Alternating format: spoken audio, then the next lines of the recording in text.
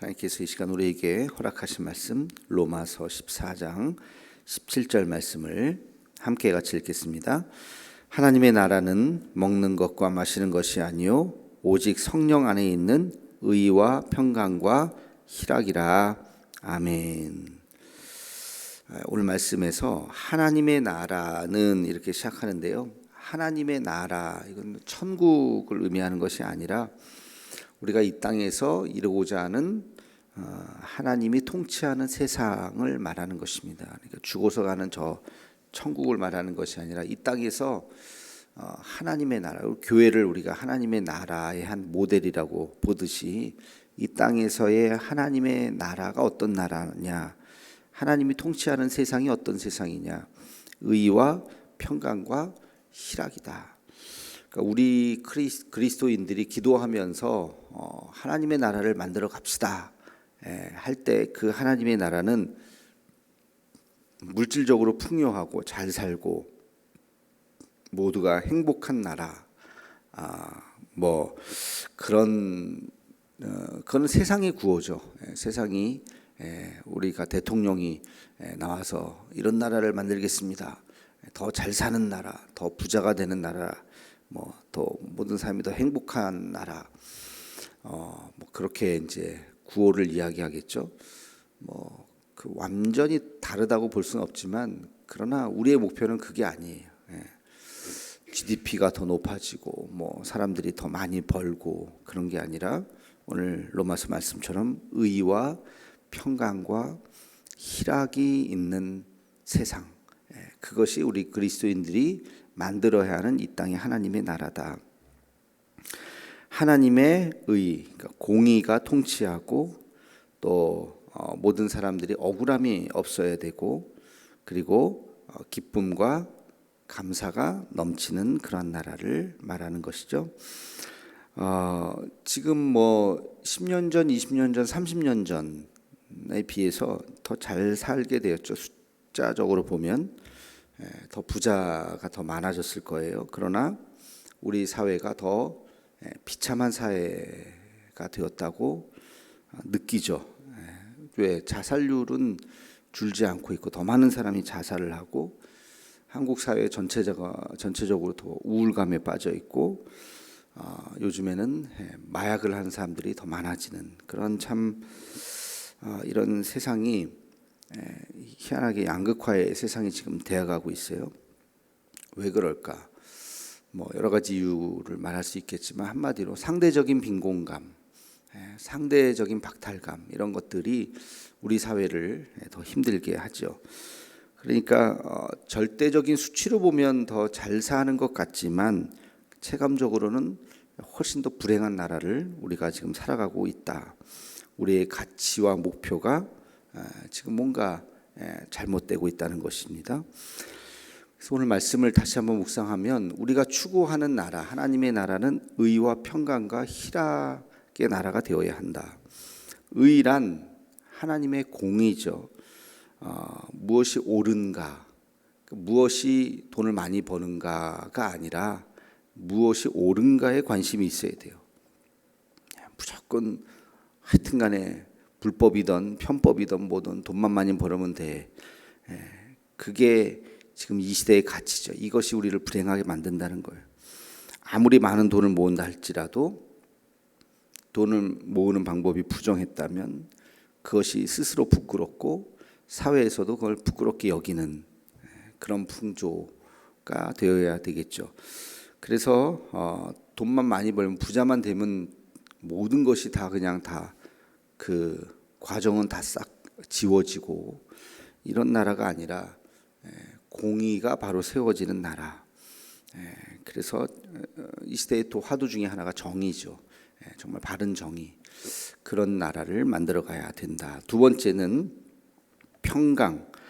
평강이 하나님의 나라의 기준인데 평강은 말 그대로 평안이죠. 평안. 뭐 행복이라고 뭐 이렇게 또 말을 해도 뭐 크게 다른 것은 아닐 거예요. 그래서 많은 교회들이 뭐 행복한 교회, 뭐 교회가 행복해야 된다, 행복의 캐치프레이즈를 가지고 옵니다만 뭐 그것을 제가 정면으로 비판하고 싶지는 않습니다만, 그러나 평강과 행복이 비슷한 개념이지만 조금 다르죠.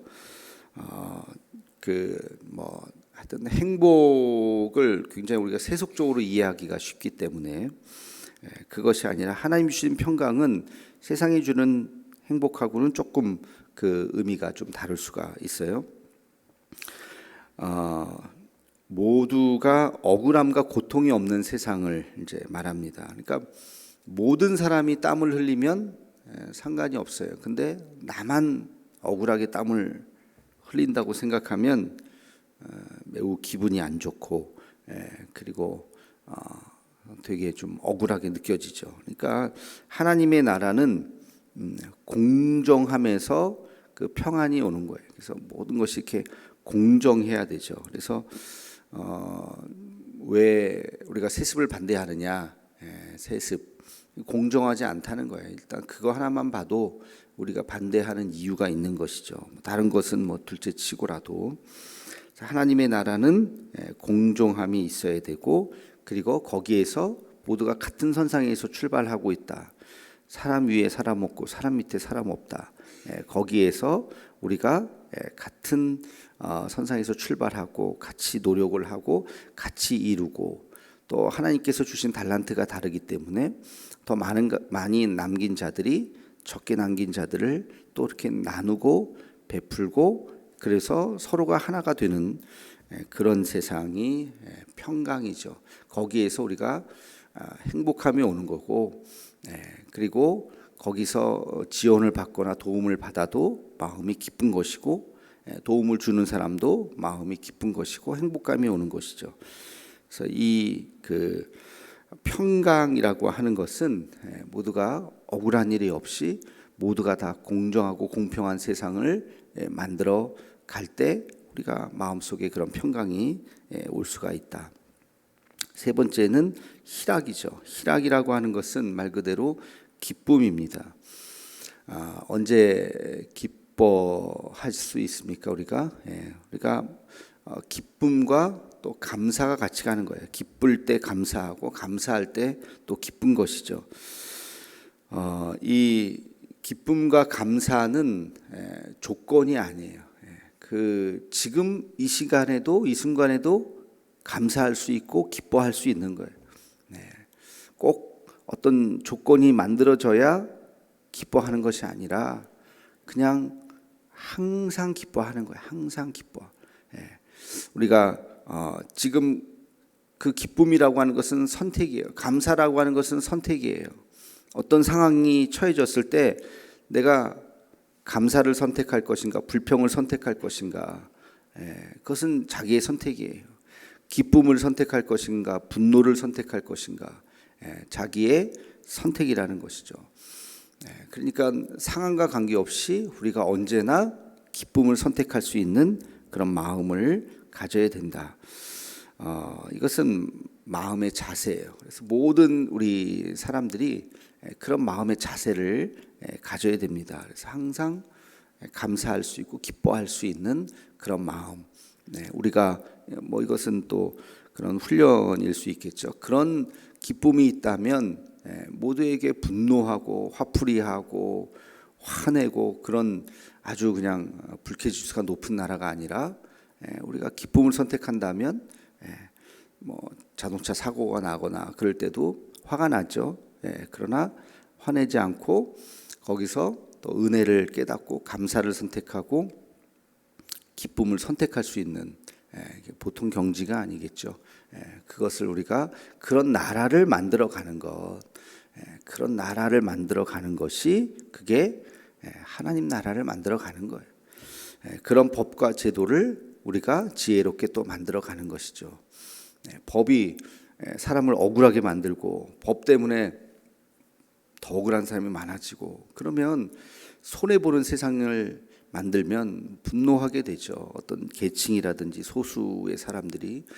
그러면 사회가 시끄러워지게 되는 겁니다. 그래서 그런 세상이 아니라 모두가 다 기쁨으로 가득 찰 수 있는 그런 세상을 우리가 만들어가는 것, 이 일에 우리 기독교 교회가 앞장서야 되고 우리 그리스도인들이 앞장서야 할 것입니다. 그래서 오늘의 격언은 하나님의 나라는 내 안의 희락을 이루고 우리 가정의 평강을 이루며 우리 사회의 공평과 정의를 이룰 때 완성된다. 그렇게 한번 적어봤습니다. 그래서 의와 평강과 희락이 우리가 추구하려고 하는, 우리가 만들어가는 세상이다라고 하는 것을 깨닫고 세상의 가치와 다른 것이 무엇인지를 우리가 분명히 알고 기도하는 우리가 되기를 주의 이름으로 축원합니다. 기도하겠습니다.